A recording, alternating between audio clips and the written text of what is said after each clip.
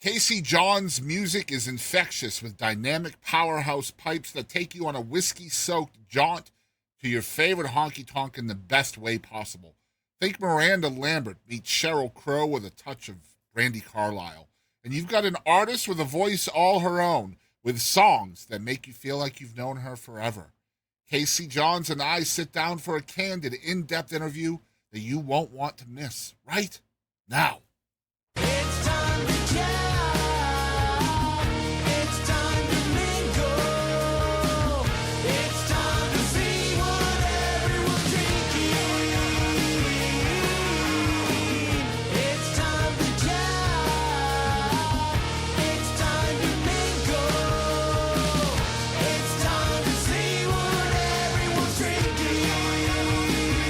Until we all lose connection.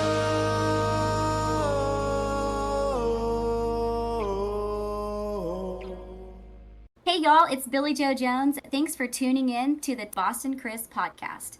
Man, we have Casey Johns here on the show for the first time, and man, I am stoked to pick your brain. The self-described rodeo queen, which was a huge hit for you, right? It was, yeah. Man, I was playing that song for my wife the other night, and she just digs the vibe. I was like, man, it's like Joan Jett and cowboy boots. You know what I mean?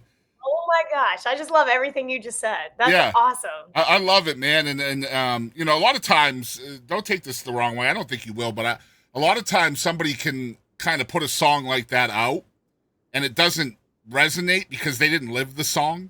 But with you, Yeah. you have lived that life, that rodeo life. And I'm looking forward to picking your brain about that too, because it is all about the rodeo life, or at least it used to be for Casey growing up.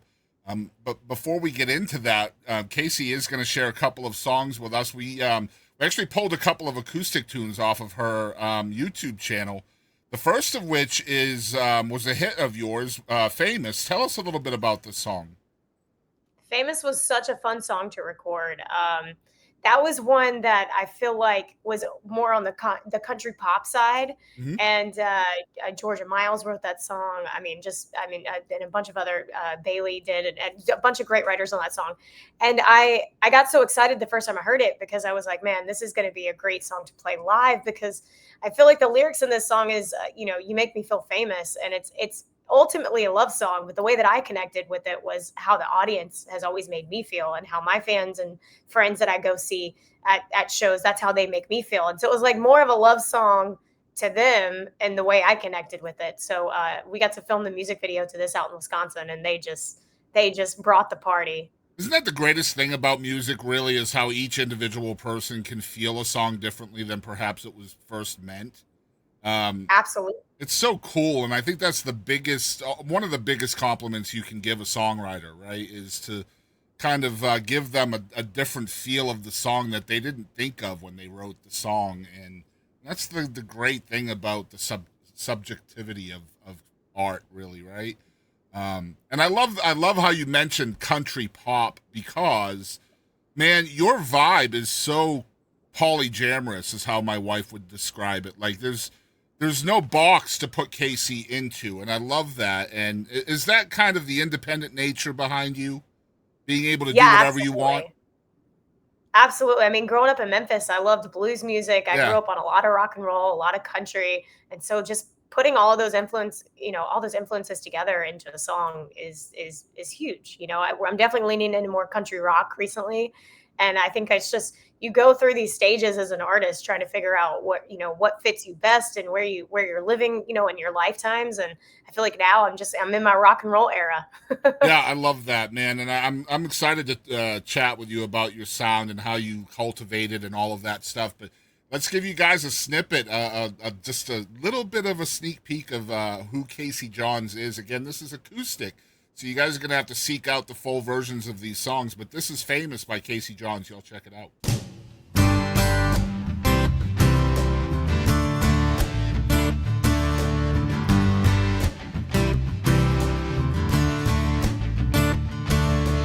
I don't need some 20-carat diamond. Don't dress up in the Hollywood's finest. Prada and Versace never was my thing.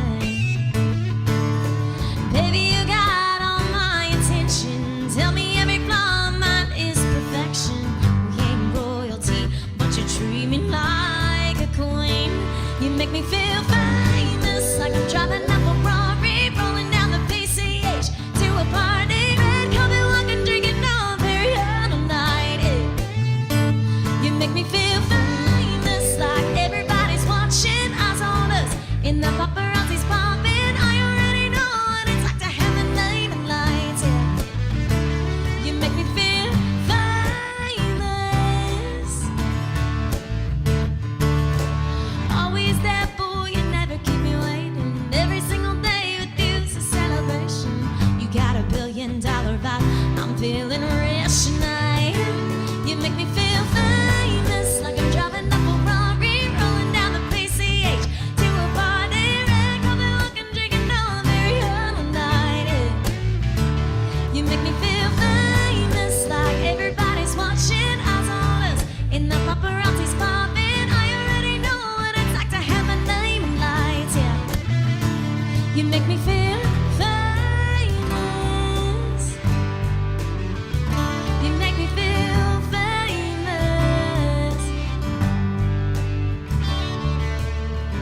Every single day with you's a celebration. Always there, boy, you never keep me waiting. You got me shining like a star. You've got every little piece of my heart. Hey. You make me feel famous, like driving up a Ferrari, rolling down the PCH to a party, red carpet walking, drinking all very all night. Yeah. You make me feel famous, like everybody's watching, eyes on us, in the paparazzi's popping. I already know what it's like to have my name in lights. Yeah. You make me feel famous.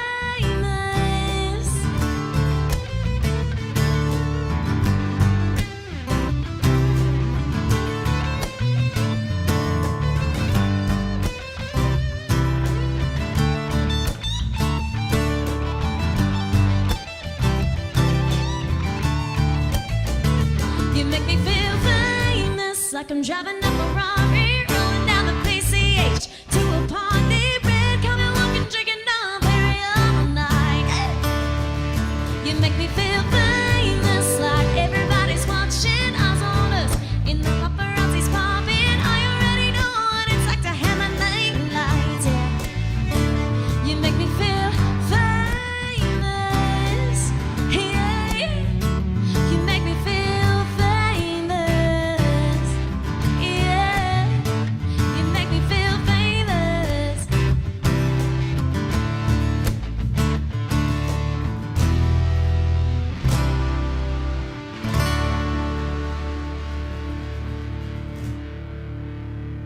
All right, so we are back once again, first time on the Boston Chris Show, and Casey, I got a little bit of an icebreaker question.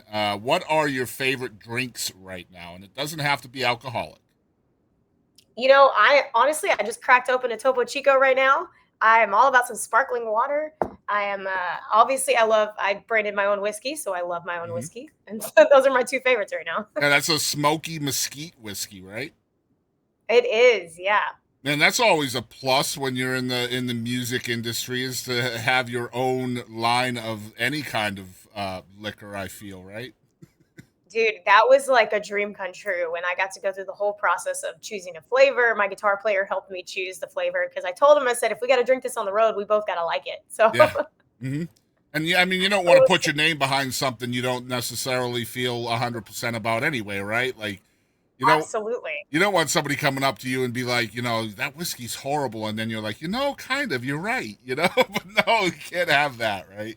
That's true. And I feel like everyone has their own version of what they like about whiskey. I feel like the Thunder is definitely leaning more towards a Scotch. And when we were choosing flavors, it didn't taste super Scotchy, but now that it's bottled and like in its own, like in its aging, it's getting this little Scotchy taste, and I love it even more. It's awesome. Nice.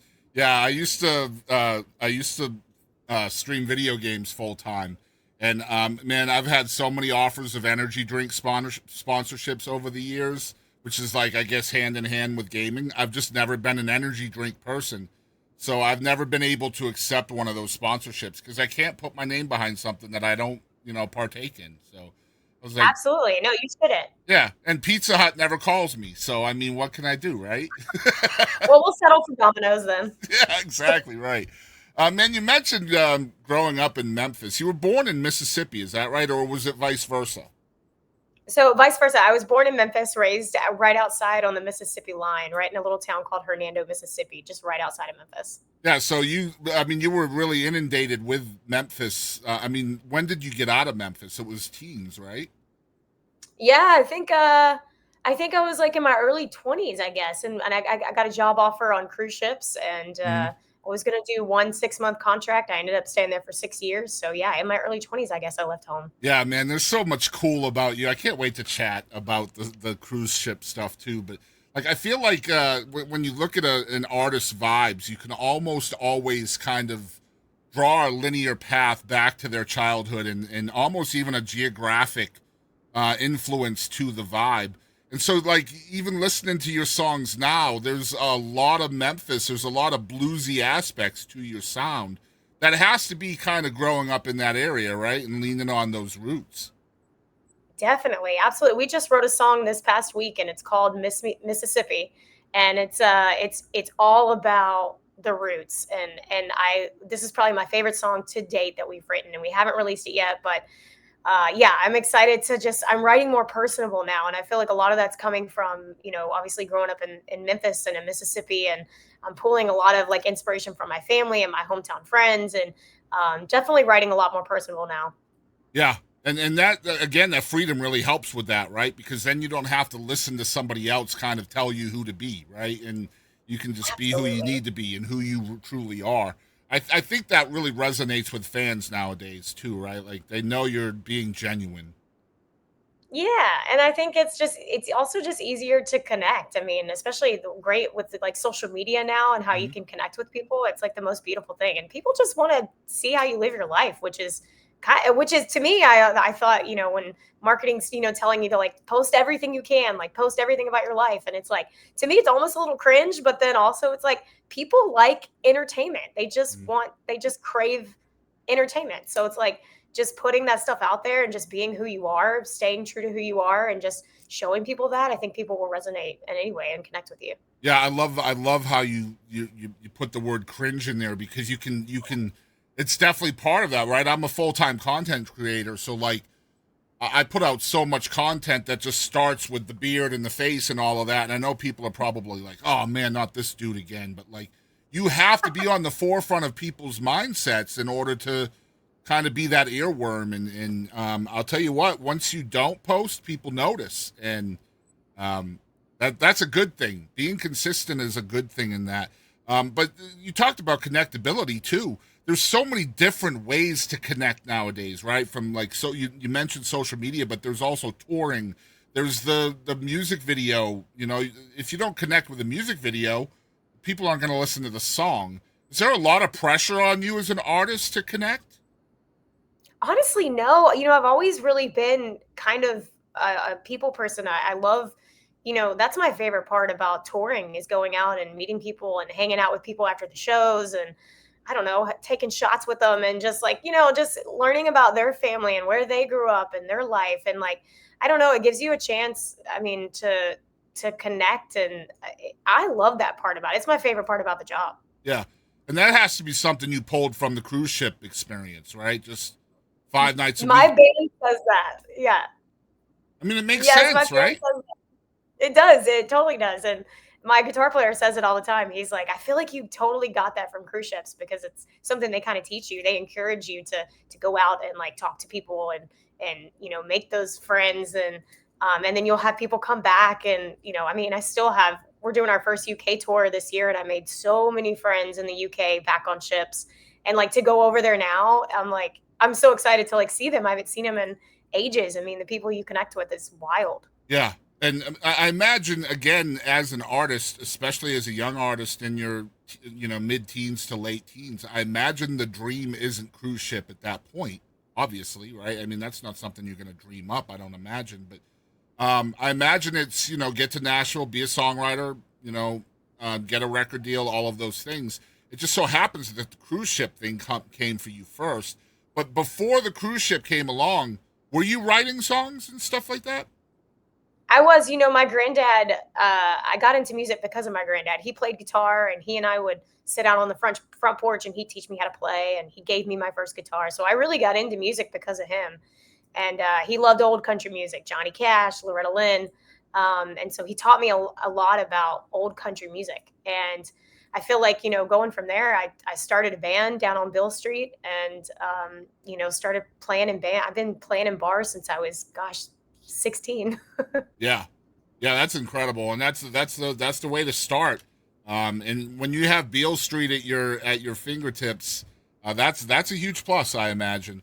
Was it tough getting accepted into that crowd as a youngster?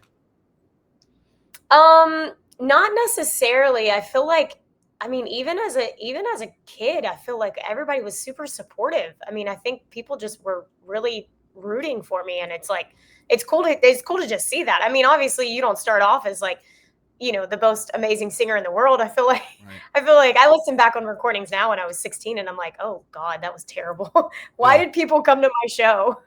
But I feel like you have to have, I've been on Beale Street. I've seen some shows along there. I'm not an expert by no means. Please don't tell me I am. But I imagine you got to have some kind of soul to resonate with Yes, an audience on Beale.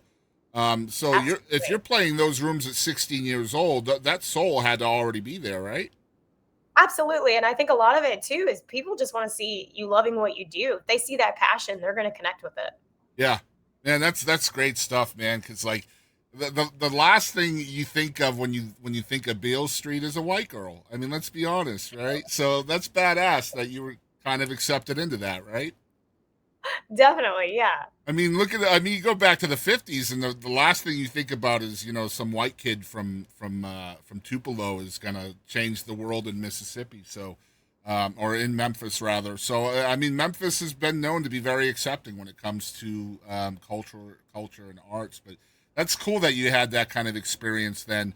And you're writing songs and all of that. You go to Nashville and somehow end up on a cruise ship for 6 years, and you're essentially, correct me if I'm wrong here, but essentially you're a rock and roll singer for 6 years, 5 nights a week.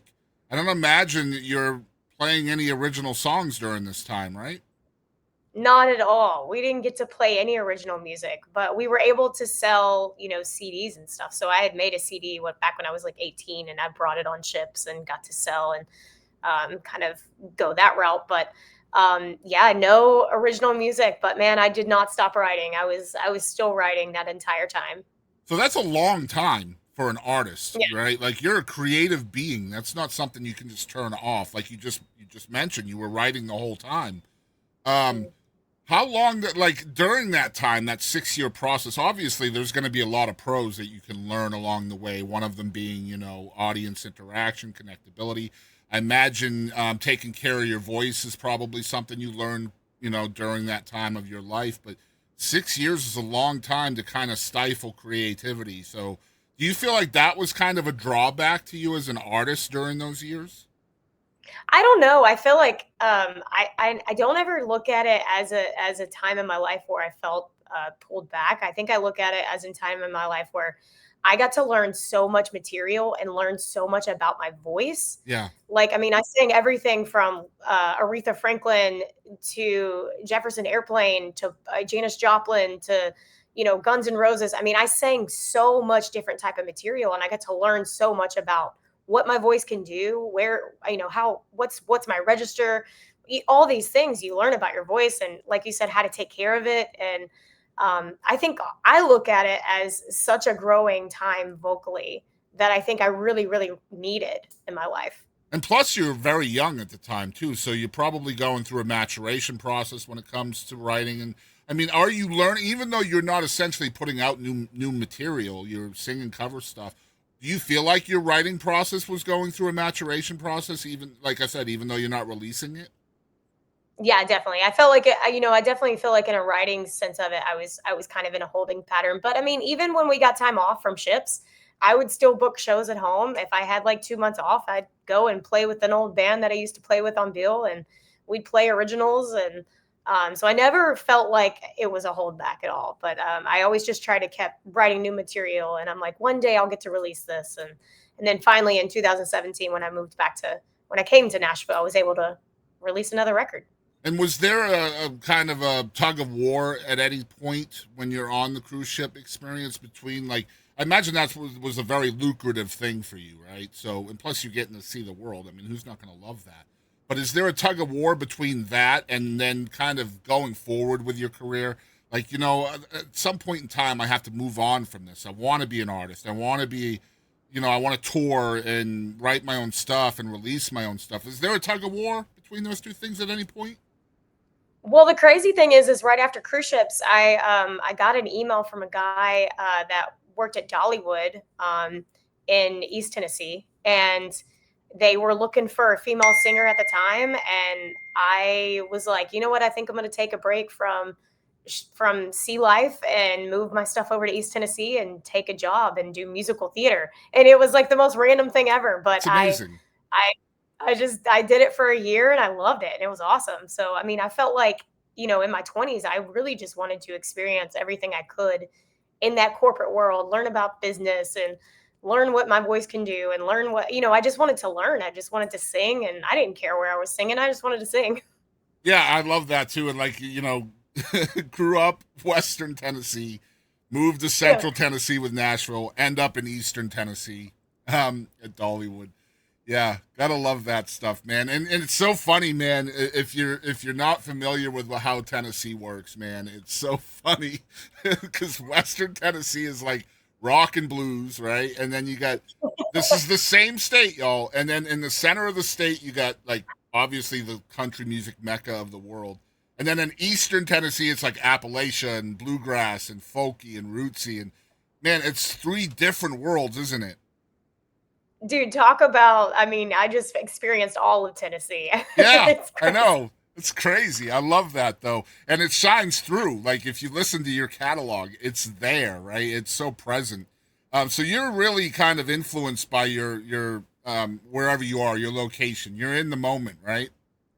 Absolutely. Always be present. Yeah, I love that, man. And is that kind of how your writing works too? Like you're just kind of conduing it all into your system?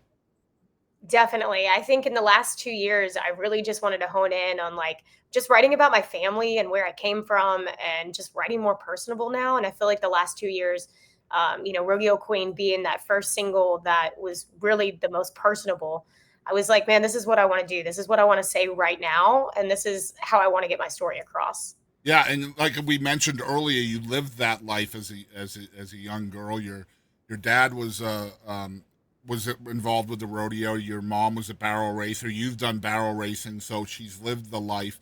Those songs again that don't connect to an audience sometimes because the artist doesn't connect with the song is so different with you because you connect to the lyrics because you've lived them, and that's why I think the song blew up big time. But what was it like growing up in that world? Oh, the rodeo world, it was Yeah, awesome. yeah. It was awesome. I made so many friends. I mean, to me, my mom was one of the best horse trainers in the Southeast. To me, in my opinion, she was. I remember as a kid, we would always have kids over at her house, and she would train them how to run barrels and train horses how to, small, colts and stuff, how to run barrels. And like, it was such a fun childhood watching her do that because that was her passion and that was her dream. And getting to rodeo with her. I mean, on the weekends, I wasn't, sneaking out of the house going to party. I was going with my mom to Yeah. rodeos. And, as a kid, I look back on it now and I'm like, man, I'm really glad that was something me and my mom could do together. Yeah, what a great life that is. When family life is better than the trouble you could get into. Yeah. Right? I mean that's just a dope way to put it, man. Like yeah, no, I can't sneak out to your party because I'm going with my mom to the rodeo. Hell yeah, man. That's awesome stuff. I love this because like it's like, you live the rodeo, you live the carnival. It's obvious to me you're in a like a right now kind of girl. I love that so much. And I mean that must serve you well as a musician now, right? Yeah, I think so for sure. Right now we've been touring so much this year. I mean, we're playing 200 dates this year. I mean, Wow. it's crazy how much we're doing. And I'm honestly, this weekend, I had this weekend off, and I'm like, this feels so weird. Like, I just want to play. Like, I just, like you said, I just want to be out singing. I don't care where I am. So Yeah. yeah, definitely. The last 2 years have been pretty wild with the touring schedule. But I imagine those kind of things really helped you with that, right? Like just being on the go with the rodeo, being on the go with carnival life. Like it's just an extension of that. It's just living the same thing Yes, differently, right? definitely. And I got to tell people out there, man, I say this all the time on the show, but just having your time only, even for an hour, knowing how busy y'all are, 200 dates. Like we just talked to Matt James the other day with Blacktop Mojo. That kid is touring like 300 days a year. So like, Crazy. yeah, just having some of you folks on the show, giving us a smidgen of your time to chat about your life is just such an honor, and I appreciate it very much. So you talked about your songwriting being kind of a conduit experience as well. Are you hearing lyrics first? Is it melodic for you as a bass? Or, a lot of songwriters will hear a hook or a title or something and then kind of flesh it out from there. How's it work for you? So for the last 2 years, like just talking about wanting to write more personable and stuff, I wanted to write with the boys in the band, and we have always pretty much been super close. I've been playing with these boys for almost 8 years now, and we've known each other for so long. They know me through and through. So I mean, any stories we talk about on the road, or anything that just happens or whatever, I'll write it down. And I wrote a song about my granddad, that will come out in the fall.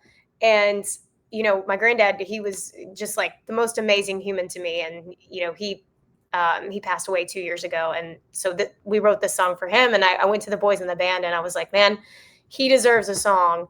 And that was like the kicking point of just like how I wanted to write, like Rodeo Queen and this song about my granddad and like all of these things. And so writing with the boys in the band has been a complete, like, it's just been the most amazing thing, because they know me through and through. They take things that I say out on the road and put it into a song, and we make a really good team. Our guitar player is really great with guitar licks. Our bass player is an awesome hook writer, and then I'm coming in with the ideas, and it's just, we make such a great team. So that continuity is hugely important to you. Yeah, So absolutely. I have not heard that song, but I know that it made Bree Bagwell cry, and that's all I know about it so far. Oh, So I love her so much. yeah, me too. Bree's a freaking global treasure, in my opinion.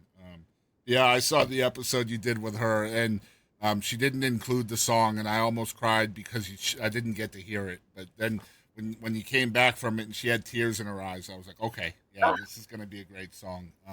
That had to be fun for you, right? Bree Bagwell being on her show. Oh my gosh. She's like a freaking legend. Yes. And honestly, just like women supporting women, and that's what I like love about her so much, is like so important to me. So when we just clicked instantly. I love her. She's just incredible entertainer. There is literally no bigger supporter of women in arts than Bree Bagwell, and yeah, Agreed. she's just incredible. If you don't know who she is, man, what are you doing with your life? I'm just gonna say that straight away.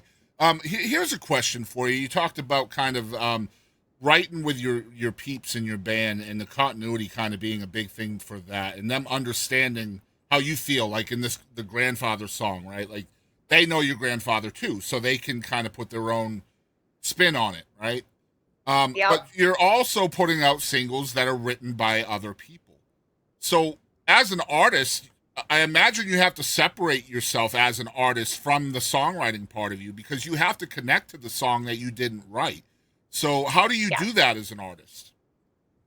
Honestly, I think that, with Famous, it was just such a song that really resonated with me, because I felt like it was a love song to my audience. And like, there was just something about it that I just really, really connected with. And I felt like I could talk about this on stage and put it out. But I would prefer, obviously, to write my own music. But man, if I hear a song that someone has written and I just connect with it in a different way, I mean, why not get that story heard, Of course, and I mean, there's going to be an evolution process to you as an artist and a writer anyway, right? You can't, you can't force it anyway. The song rules the room. So if the song isn't there, sometimes the best song for you might not be your own. You know what I mean? Yeah. So it totally makes sense. It's just a lot of times as a fan, like if I go to a show, I can almost always pick out the ones the artist wrote and the ones that they didn't. based on the Really? connectability. Yeah, it's not hard to do.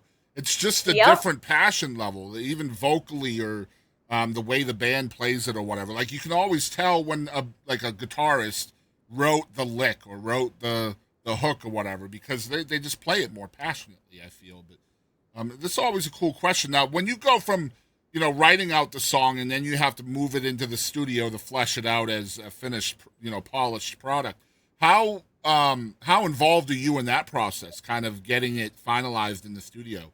Are you the hands-on person, or are you letting the producer handle it all? I'm 100% hands-on, Yeah. but we make a really good team. I've been working with Smith Curry the last 2 years, and he's Okay. just amazing. So usually what we do is like if we're in a writer's room with the boys in the band, we'll go ahead and cut like a work tape. And our guitar player is just amazing at coming up with just like lead hicks, like all these things. Like he's just so good at just hooks and I don't know. I just love the way he's such a great player. So he'll come up with all these lead stuff and then we'll take that work tape and then we'll take it to my producer and then they'll pretty much do exactly, everything the way the song's written. We come in like the song is done in a work tape. So they just put drums and bass behind it and it's like it's done. And with the instrumentation, like you have to choose, where the accessories go, whether there's going to be fiddle or mandolin or whatever you decide to do, even another electric or whatever. Are you thinking about your live shows when you add instrumentation? Because a lot of people when they buy the record, they want to be able to say, "Hey, it sounds just like the show," or vice versa. The show sounds just like the record. Is that important to you? It 100% is important to me. I am a very high energy, upbeat type of rocker writer. So Hmm. I'm always thinking about the live show. I'm always thinking about, once we write the song, I'm like, where would this be good in the set? Like I'm always thinking about the story of how the set's going to go in a 90-minute set or however long it is. But yeah, absolutely always thinking about the live show and I'm like, man, where will this fit in perfect? How can I tell this story the best? So you're even thinking in the minutia of the set list, like even the bare bones of that. Definitely. That's amazing Definitely. stuff. Yeah, I just talked with Max and Heather Stalling earlier this week. I don't know if you know who they are, and I think Yeah. the first time in over 500 episodes we had an entire segment on the set list and like the art of putting it together and making Yeah. sure that it's not the same from venue to venue. I'd never thought of that aspect of a live show, and now here it is, 2 episodes in a row that has permeated into the discussion. That's great stuff. Um, One of the notes I have here on you that I wanted to chat with, and obviously we talked about it a little bit with cruise ships and stuff, but you have just the ultimate experience, even as still a young artist, let's be real, of playing so many different types of venues, from obviously on stage shows, we got casinos, festivals, cruise ships, clubs, restaurants, operas. I imagine you've probably performed in churches and maybe Yeah. even busked at times. Um, what do you think this experience has done for you as an artist? Like just having the variety of different places you've played. It's honestly just helped me, like what we were just talking about earlier, be present in the moment and live where you are right now. Like if you're playing at a bar or playing at, a Girl Scout community fundraiser, I don't know, like whatever you're playing, just be present in that moment. And I think that's the most important thing. I mean, even when you're having conversations with people at the merch table after the show, be present in that moment and soak that in, absorb what you're hearing, listen to these people talk and tell their story. And it's like, that's the most important thing to me. Just be present. Yeah. And what's the question? Like, are you reading the room? Like obviously, I imagine you're gonna have a kind of a pre-planned set list, but you bring that pre-planned set list into a room. Sometimes the set list is not going to fit the room, and you know it right away, right? So you have to Yeah. read the room. How good are you at adjusting to what the room is telling you? So, when I used to play down on Broadway a lot, I feel like I've learned over time to adjust to the room. But I feel like the last couple years playing these festivals and just playing our shows, I feel like I want people to love our music so much. So I feel like if they don't like it, then they just don't like it. But like, I'm not going to play a Garth Brooks song Mhm. at my show. I'm just not. Like, I mean, I will for $100, but like, I don't. It's not really what I do. So I do try to make sure that the set list I put together has a lot of like all of my influences in it, like Led Zeppelin Mhm. or Fleetwood Mac, Tom Petty, and I try to make the set list around what we're trying the music that we're putting out. So Yeah. all of my original music pretty much is the same as those rock influences I and love that. country That's yeah. so smart, and I feel like there's there's man, country music is so full of what I call traditionalists, right? That they Yeah. just get so mad when there's a different vibe in their country, right? And it just never Yes. makes sense to me because like Yeah. um I used to be that way myself. I'll keep it real. Like I didn't like pop in my country. Boy, was I wrong. I was so wrong because we have to grow as a genre. And I mean, the traditional country of the 60s is different than the traditional country of the 90s because Yep. there's more influences in the 90s version. That doesn't make it Yeah. any less traditional, right? But do you get that kind of pushback from audiences because you're never going to be 100% country, and I don't feel like you're ever going to be 100% rock because of where you grew up and who your influences are. Is there pushback Yeah. sometimes? I don't think so. I mean, I think honestly, if we do get a request for, Johnny Cash, Merle Haggard, Patsy Cline, whatever, we're gonna take that song and we're gonna rock it up. And you're spinning And it. that Yeah, would you're be going to put your awesome. spin on it, right? Yeah. Yeah, Yeah. that's great. I mean, you have to do it that way because I Yeah. mean, there's nothing better than like, if you got a Folsom Prison Blues, which everybody plays, but you put Yeah. your Casey Johns version of that on there, man, if you hit it right, that will get more attention, especially in today's age of social media and stuff like that, than an original. Right or wrong, that's going to happen just because it will. It's a song people have heard before, right? And Absolutely. but it's a risk too because you could put a bad version of it out there, right? So It is for sure. You know what? I trust. I've been playing with the boys in the band for so long, man. Like anytime we get a request, we'll just if we don't know it, we just won't play it. We've gone through the Broadway days of like yeah, people will come up and say, "Hey, can you play this?" And if sometimes we'll fake our way through it, but we've gone through those days and we've all discussed as a band. If we don't know it, we're not going to pull out our iPhones to try to learn it on stage. Like we're just not going to do it. If we yeah, don't know it, just don't do it. Like yeah. No, that's it's not. smart anyway. Yeah, that's smart Yeah, anyway. it's just not. Um, But you mentioned earlier that you're about to head down to Key West, and almost another glitch moment there. That you're heading down to Key West, but you're going to be playing multiple shows, right, during the week, just going back there night after night. We mentioned talking Yeah. about set lists earlier. What does that look like for that kind of setup, where you're on a long run at the same venue over a course of a week? How different are the shows? it's actually a lot different than our like 90-minute original show. We definitely still do our 90 minutes in that 4 hour span. And honestly, it's not even a full 4 hours. I'd probably say it's a good 3.5. But we put like our 90-minute show like right in the middle of that. And then we'll start with a couple covers that we love.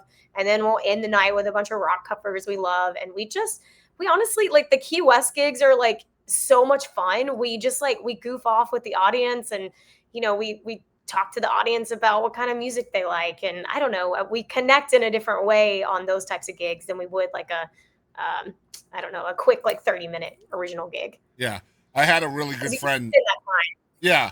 And I feel like if you want people to come back, you have to tell them, look, come back tomorrow night. It's going to be different. Yes. And if they yes. come back and then the show is even a little bit the same, there's other performers in Key West that night that they can go see. And Definitely. And the cool thing about Key West, I feel like, is it's a constant rotating vibe of people. I mean, it is. the first half of the week is going to be way different than the last half of the week. Yep.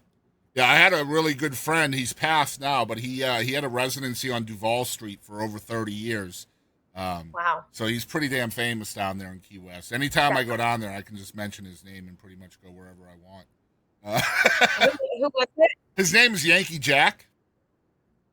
Oh, I don't know him, but I bet I'm sure everybody knows him down there. I'm Yeah. gonna have to ask around. I forget the name of the place he played at, but it was on Duval, and I mean he was from Massachusetts, And he was pretty legendary in Massachusetts, opened for all the legends, you know, Loretta and Conway and Eddie Rabbit and everybody. I mean, that's how I met him, was up in Massachusetts. And when he got divorced, he moved down to Key West. And his moniker, he was a big dude, heavyset guy. He said the biggest thing ever to hit Key West was on all of his album covers. Wow. Yeah, what a life that guy had, man. Just, I mean, talk about a great retirement too. That's what I want to do when I retire. oh yeah, Move down over to- 30 years, and like he had that first career up north. He's in the New England Country Music Hall of Fame. Like that's how big he was up north, and then went down south and just killed it down there too. He was kind of like a Jimmy Buffett, like a mix of Jimmy Buffett and like Weird Al. Like he had a lot of like funny, you know, off-topic awesome. type of songs. Yeah, you can look him up online. He was pretty dope. I will. We got Casey Johns here on the show. We get a little off track there, but we're going to take a brief commercial, and we're going to come back with yet another song, and of course our having fun segments with Casey. Y'all don't go anywhere. Here's Pappy Middleton. I'm putting it together right now, and I'd love to get it out that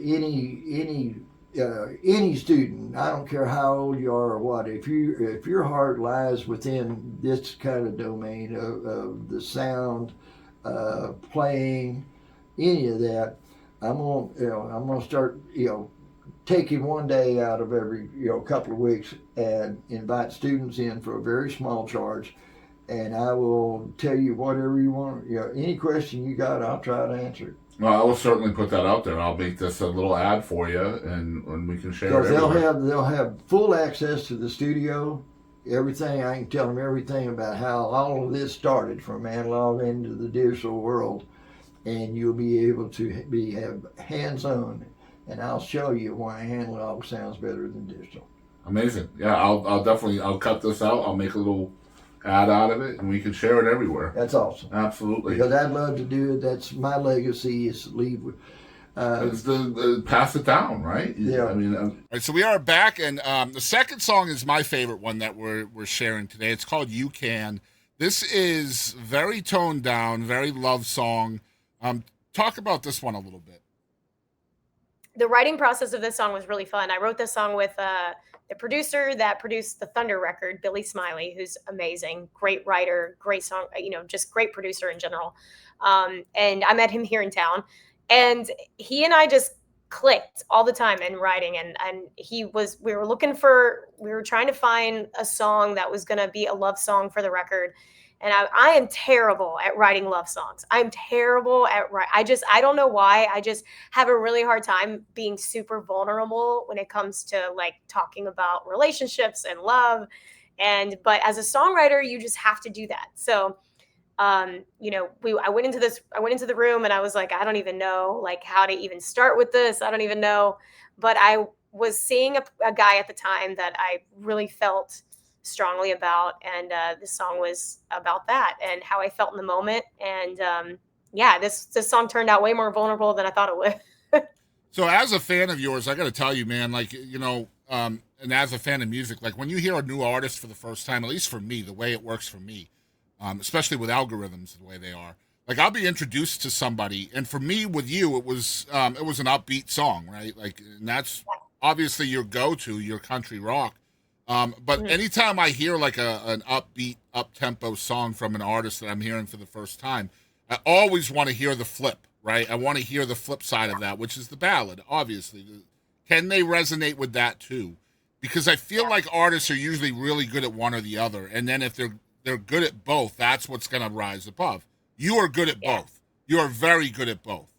Thank you so much. That really means a lot. Yeah, no problem. Like I said, and a lot of your stuff is very up tempo, and it's moving and grooving and dancing and whiskey drinking and rodeo, and I get that. But like the other side of the coin is just as important, and you mentioned that as a writer as well, and that's why I chose this one out of the four as well, because I felt like the country pop one with Famous earlier in the show was way different than this one. This one shows your heart, and I loved sharing this. It's called "You Can" by Casey Johns.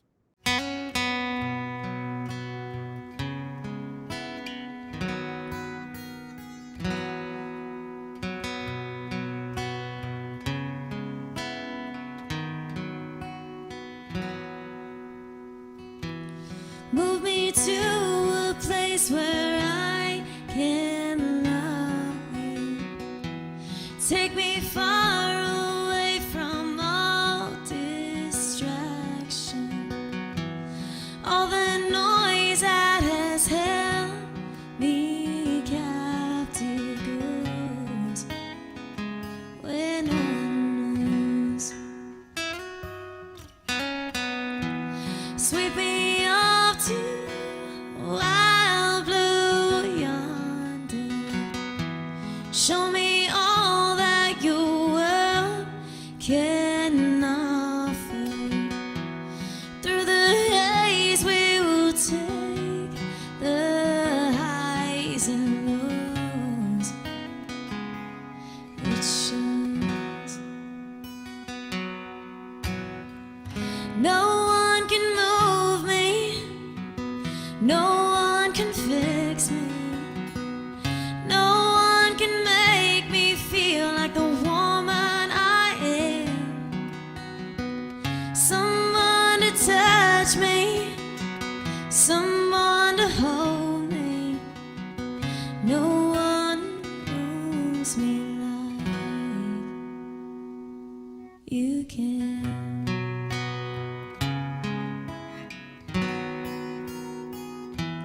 You can.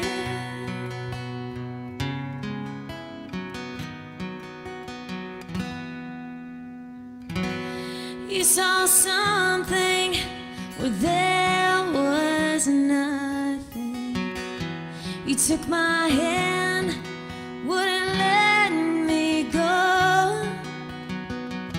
Back to that place where I was broken, shattered, with no control. No one can move me. No one can fix me. No one can make me feel like the woman I am. Someone to touch me, someone to hold me. No one moves me like you can.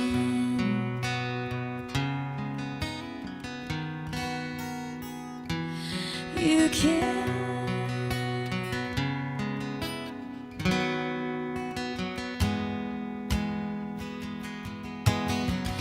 No one can move me. No one can fix me. No one can make me feel like the woman I am. Someone to touch me, someone to kiss me. No one moves me like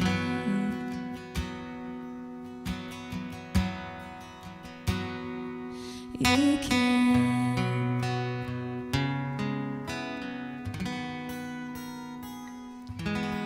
You can.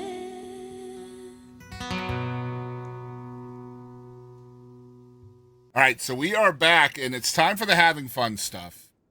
So I always timestamp these episodes, Casey, and a lot of people will just click the timestamp straight to having fun, because this. You did watch an episode or two. You said that earlier, so you might know what's coming. These are just a bunch of fun segments, and basically why I do these is I'll put these out as like little shorts and reels and stuff before the big episode comes out on the weekend, gets people buzzed up about the full show. I love it. So this will be fun. The first one's called Did You Know? So can you tell us something your fans may not know about you? Well, it's crazy. This is always something, the story that I wanted to tell was most of my fans did not know that I rodeoed and grew up rodeoing. And so like getting Rodeo Queen out like was like the first part of just like telling my story. A lot of people didn't know that. And so being able to tell that story has been awesome. Awesome. Great. Okay. Next one is Mount Rushmore. Who is on Casey John's Mount Rushmore of most influential artists? Ooh, probably Robert Plant. Okay, you get 4 of them on Mount Rushmore now. Okay, I get more? Yeah. Okay. So then probably Sheryl Crow. Let's put up some Miranda Lambert and maybe some Steven Tyler. Okay, nice. So I've met 2 of those people. Oh, don't. I'm jealous now. Yeah, so Miranda Lambert grew up and was born next town over, so I've met her. And I I'm used to obsessed with her. I used to spend the weekend at Steven Tyler's house when I was a kid.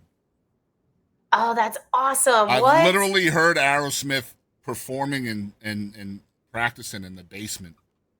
Oh, that's wild. I mean, by far my favorite vocalist of all Yeah. time. Yeah, I went to school with Stephanie and Liv Tyler. So That's awesome. yeah, it was pretty dope. All right, so good answer from Mount Rushmore. At least one country artist made it. Let's go. All right, next one's called What the Heck? This is rapid fire. I'm just going to choose. I have a list of 50 questions. I'm not going to ask all 50. I'm just going to choose a bunch of random questions and just give me the first thing that pops into your head. Okay. All right, number one, what is your best curse word alternative? Fudge. Okay. Yeah, I like that. All right, so number two, what is no big deal for most people but torture to you? Oh God, what's a big deal to most people but torture to me? You know what? This is probably the dumbest thing ever. You know when people are like walking down the street and they stop and they don't move over, Mm-hmm. and you run into them from behind? Yeah. That's the most annoying thing to me in the world. I'm like, move. Yeah, yeah. Or they just they think like the Walmart aisle is like Facebook, right? Like Facebook Messenger, just right there in the middle of frickin' beans and rice. Oh, I hate I'm like, that. just move. Like, Yeah. move, like move. Go outside, by God. I'm trying to get my pickles. No, man, we have a really tiny ass Walmart here in town, and it's like social central for everybody like 60 years old and older. It drives me nuts. Yes, they all just want to sit around and talk, which is beautiful. I love that. Yeah, man, it's hard, man. Like, we will literally drive to the next town just so we don't have to deal with that. All right. Oh, It's true. And the good thing is the next town has a better selection of stuff anyway, so it's all good. oh, that's good. All right. Number three, have you ever tripped on stage? And if so, how did you play it off as cool? Oh, absolutely. The boys and I still laugh about it to this day. I had these brand new heels on, and normally I wear cowgirl boots on stage. I'm in my cowgirl boot era right now, so I'm wearing those. But like, I had these like big old platforms on, and I have no idea why I wore them that night, but I just thought it would be fun. And I may or may not have had like 3 or 4 whiskeys. I don't know, and I just took a little tumble. But then, like, there was like a little spot to get off the stage, and I jumped off the stage, and I just kept singing to the audience, and everybody was like, "Is she okay?" But you just keep going. Yeah, I think they I should knocked make a over a Final beer. Destination movie over just stories of artists tripping on stage. It was terrible. I knocked over a beer. My mic stand fell over. Like it was a whole thing. But you just keep going. Yeah, that's when you just jump up and say, rock and roll! Rock and roll. Yep. All right, number 4, what world record do you think you have a shot at breaking? Oh God. Have you ever hula hooped? I feel like I could absolutely kill that. Okay, all right. Yeah. I would cheat. I'm probably big enough where I could just put that sumbitch down and it would just stay there and then just go like this. Yeah, I could probably beat that. No problem. I feel like you and we should do that. Yeah. We'll do like a ALS like ice bucket challenge on it, right? We'll go viral. Yes. I love it. All right, last one. Do you have a song with a person's name in the title? A song with a person's name in the title. I don't think I do. No, not yet. I haven't Wow. written that yet. Nice. All right, that was What the Heck with Casey Johns. All right, so let's see where we are. All right, next one is called One Artist. Who is one artist you wish the entire world knew about? You can't choose yourself. Dang it. As like a new artist, like an Anybody. independent artist. Yeah, that, like, anybody. honestly, I don't know if you probably know him, but Ty Smith. Okay, yeah. The 16-year-old kid that is just killing it right now. And I cut a duet with him last year, called Lost and Found. Is he the one with the band The Minor Offenses? Yes. Yes. He is so freaking talented, and not only that, he is a really cool dude. Like I love Ty. He's awesome. Everyone needs to know about him. Well, I really appreciate you saying his name because I have been supposed to be emailing him actually. He reached out to me a while ago, and I always forget. Like I have a list of people, and I'm horrible. I'm getting old. Speaking of lists, what's on your wish list? What is something you still hope to do? Oh, I thought you meant like my Amazon wish list. I was No. like, I don't know. Let's see. Just like a list of things you hope to accomplish. Man, there's so many. Obviously I would love to have a number one single, which we just hit number 10, by the way. Yeah. Which has been pretty crazy. Obviously number one single. I would love to obviously play the Grand Ole Opry. I've not done that yet. Gosh, there's so many things. But that's a good start though. Yeah. I think both of those things are going to happen. So good stuff. You're the best. Yeah. And I'm going to tag the Grand Ole Opry and be like, come on, what's going on here? Anyway, next one's called Personal Best. What do you think has been your personal best accomplishment so far? This does not have to be music related either. Personal best. I mean, I will say this has been musical related. I feel like, we're about to hit over 1 million streams on all platforms with Rodeo Queen. And I never, ever thought just being able to tell your story could have such an impact on people that would connect in that sort of way. So that's been a huge musical accomplishment for me. And that's, to me, that's bigger than a number one hit. Because that means people are listening and paying attention. Do you still get accredited with a gold record for 1 million streams? I think you do, right? I don't know. I didn't know that. I think you do, Casey. How cool would that be? I think that would be cool, but I would look that up if I was you. I'm pretty sure. I will. I'm gonna cry. Yeah, I'm pretty sure that's how it works. I might be wrong. Oh my God, that's so cool. Yeah. So if you're getting close, start looping that bad boy. You know what I'm saying? Really? All right, next one's called Biggest Impact. This is kind of a new one, and I always struggle to ask this question, so I hope you understand what I'm trying to talk about. But there's almost always a moment or a person or an event in someone's life that you can kind of point to, in reminiscing, that kind of changed your path more than any other thing or person or event. The biggest impact in your life, what do you think that was? Maybe explain a little more, So like looking back, either a person that influenced you the most or an event that changed your trajectory for the better, something like that. I think it's always kind of been my mom. Like, does that count? Yeah, of course. I feel like she's always been, I feel like there are so many times in my job, like, that I've wanted to quit. And the cool thing is I can call my mom and she will just always remind me, look at how much work you've put in. Look at the things you are accomplishing. Do not give up. Look at these things. And I feel like she has been my rock in my entire career of music. And not even just that, listening to me talk about boys and talk about heartbreaks. And just going through life in general, she has been my best friend to do life with. And she is and she's just the most positive person in the world. I can call her and she's always smiling. She's always in a great mood. She puts me in a great mood. So just having that calming influence, that kind of zen, right? Somebody who's always even keeled. That's a huge, huge advantage. Yeah. Last one. Who is Casey Johns? Well, I am a country rock singer from Memphis, Tennessee. And come to my show and rock out with me. Nice. So what's going on for the rest of 2025? You got new music. I know you're touring like crazy. What's going on the rest of the year? The year's been crazy. Yeah, we got Songwriters Fest coming up next week, and then we've got the UK tour coming up in May. Yeah. We're doing a June tour through Mississippi, Kansas, Nevada. No, I don't know. You can look it up online. And then the rest of the year, we're touring all over. And we've got a couple of brand new singles coming out. We got a single coming out in June, another one in the fall, and then hopefully some holiday stuff.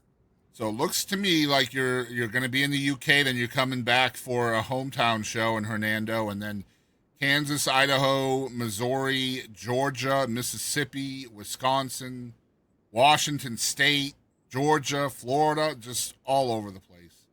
All over the map. I don't see Texas on here though. What is going on, Casey? I know, what the heck? Like the first part of our tour, like we were in Texas the last 4 months, and then we got to make our way back out there. Yeah. Well, hopefully you can make it to Northeast Texas. If you do, let me know. I'd love to come say hi, maybe take some pictures and stuff. And thank you so much for being here. No, thank you so much for just asking me to be a part of this, man. I've watched your show and I love what you do, and thank you so much for letting me be a part. Oh man, thank you for watching. I say it all the time. It's just such a huge honor, and it's for an artist to trust me with their story. I mean, we never met before, and so for you to come on here and let me do that, I know what that means, and I really cherish it. So thank you, dude. Thank you for loving independent music too, and that and like just streaming great music. You are just awesome. Keep rocking it, girl. We'll try. Hey, this is Matt James from Blacktop Mojo, and thank you for tuning in to the Boston Chris Show.